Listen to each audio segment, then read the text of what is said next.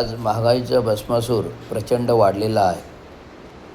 विविध राजकीय पक्ष आपल्या स्तरावर केंद्र सरकारचा निषेध, विविध पदनाट्य, विविध लाटणे मोर्चा, विविध घोषणा मोर्चा, विविध बॅनरबाजी, विविध महागाई याबाबत सातत्याने चालू आहे. आणि हे करत असताना पुन्हा महागाईचा भडका उडालेला आहे. या महिनाभरात 3 वेळा महागाई वाढलेली आहे आणि लोकांच्या भावना तीव्र आहेत. प्रचंड भावना आहेत, तीव्र. आणि या प्रचंड भावनेमध्ये सांगू इच्छितो की या महाठगाला आंदोलने करूनही फरक पडत नाही. आणि माझ्यासारख्या माणसाने कपडे काढून अर्धनग्न कलेक्टरवर आंदोलन केलं, पत्र दिलं, जिल्हाधिकारीला पत्र दिलं, राज्यपालांना पत्र सपोर्ट केलं, राष्ट्रपतीला पत्र सपोर्ट करायला सांगितलं. परंतु त्याच्याबाबत अद्यापही सरकार, शासन काही हालचाली करत नाही.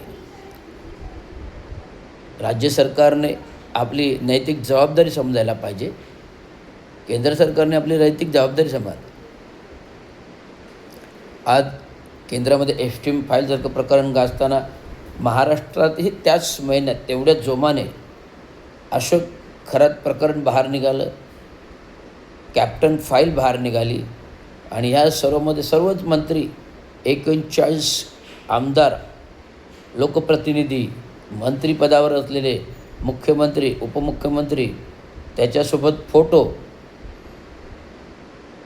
आणि राज्याचे मुख्यमंत्री टी व्हीवर, न्यूज चॅनेलवर, टी व्हीवरती, नॅशनल टी व्हीवर ते विषद करत आहेत की ज्योतिषी साधूबरोबर काढलेले फोटो गुन्हेगार ठरत नाही. पण कोणाबरोबर?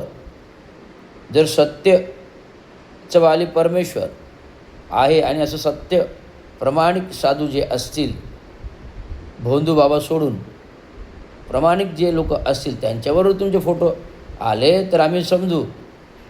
परंतु तुमचे फोटो महिलांचे अश्लील कृत्य करणाऱ्या भोंदू बाबावर आलेले आहेत, साधासुद्धा नाही. तर अश्लील कृत्य करणारे भोंदू बाबावर आलेत आणि प्रचंड घोटाळा, प्रचंड आर्थिक स्कॅम, प्रचंड सेक्स स्कॅम, प्रचंड आर्थिक स्कॅम या गोष्टीमध्ये, या बाबीमध्ये गुंतलेला हा अशोक खरात आहे. आणि ठाण्यातून पण एक केस अशोक खरातांची पकडली, त्याला जेलमध्ये टाकलेला आहे. ठाण्यातून ठाणे महानगरपालिकेचे माजी सहाय्यक आयुक्त म्हणून काम करणारे, अतिक्रमण आणि बांधकाम, त्यांचे पण अनेक गुन्हेगारी वृत्तीचे संबंध होते. शेवटी सत्याचं वाली परमेश्वर नियती बसलेली आहे, आपोआप तो पोलिसांच्या जाळ्यात अडकला.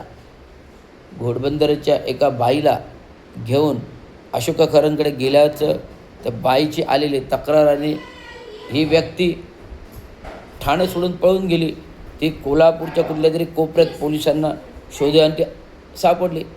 त्याच्याबरोबर त्याचा एक महानगरपालिकेचं सहकारी, दोघंही सेवानिवृत्त, आज जेलची हवा खात आहेत.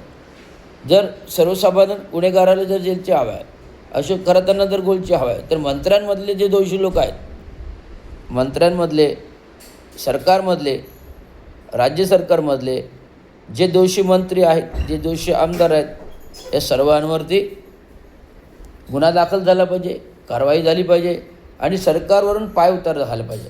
उलट त्यांना विधान परिषद मिळते. बच्चू कडू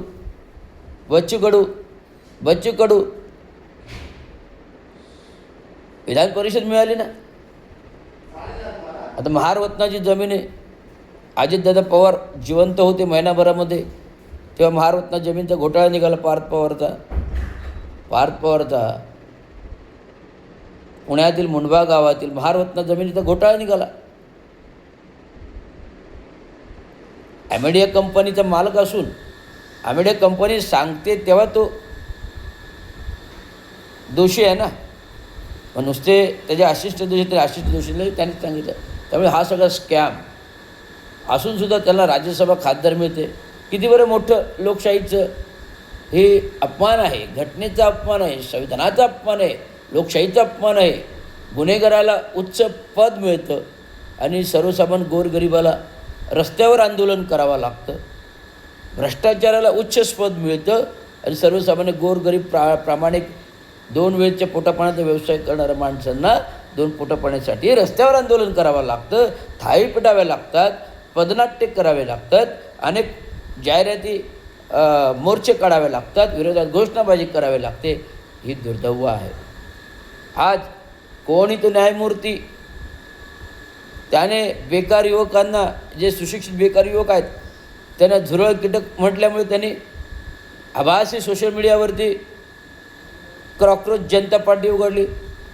असंख्य युवा पिढी 1300 करोड लोक त्याच्यावर जोडली. ही आभासी होती. जर प्रत्यक्षात क्रांती उघडली तर मोदीला देश सोडून द्यावा लागेल. हा इशारा आहे, संकेत आहे. अरे मी तुम्हाला सांगतोय, रविराज रवींद्र चांगू शिंदे हा आभासी आंदोलन करत नाही, या घटनेच्या संविधानानुसार प्रत्यक्षित आंदोलन करतोय. तो पण एक हाती सत्तेच्या विरोधात लढणारा माणूस, संविधानाचा माणूस, संविधानाचा रक्षक. मी बोललो आहे, मी सांगतो आहे, माझे घोषणावाक्य आहेत. लिपांतर जय भीम आर्मी, महाराष्ट्राचा सिंह,